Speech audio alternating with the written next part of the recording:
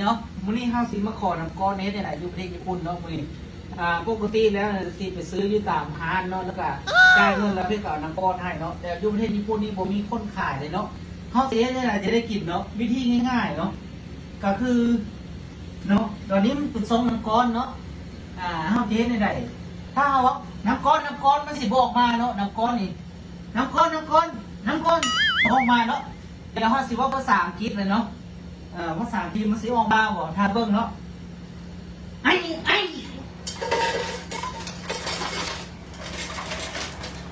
ไอ้ไอ้ Oh no! ไอ้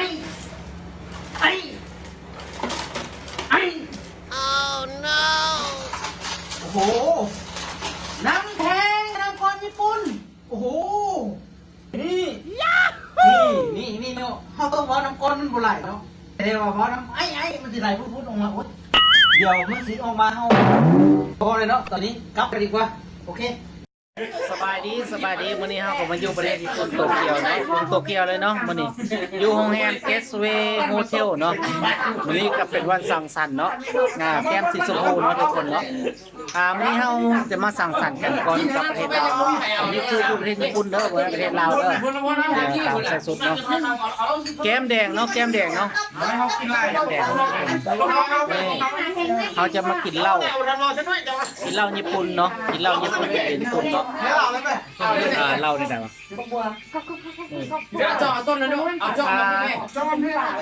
เหล้าอาซาฮิเนาะอาซาฮิแล้ววันนี้กินห้องมีไม่เนี่ยวะใส่มีไข่เบียร์เนาะนี่เป็นเบียร์เนาะเป็นเบียร์คนพานั่งเซ็กซี่แหละแก้มแดงเนาะทุกคนแก้มแดงเนาะเพราะกินนี่หนาวอากาศหนาวอะไรแก้มแดงนี่หนาวใครบ่ได้กินเนาะทริปนี้นะทริปนี้ตีมือแห้งมาก ชื่อไว้เลยใครกินเหล้ากินเบียร์นี่ร่ำรวยทุกคนเนาะนี่เบิ่งหน้าตาเนาะนี่นี่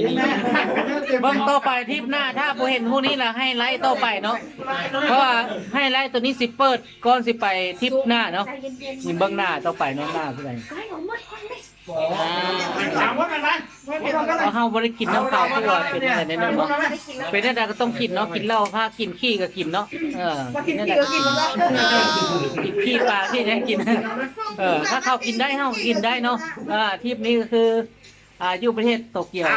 ประเทศญี่ปุ่นเนาะเมืองโตเกียวเนาะนี่เด้อโตเกียวบ่แม่นประเทศโตเกียวไรรถไหนเท่าแก่ดินจี้ก็มาเท่าแก่เต่าเนาะมาประเทศต่างต้องไปต่อมันที่ไหนหรอกเกินนะทะเลาะกันเลยเยอะไปที่บอกเลยเด้อวันนี้กูจะขอแสกกันหมูใส่สุดอันนี้นะคนอื่นใส่ละขอภาพเธอกินโซจูแกหนาว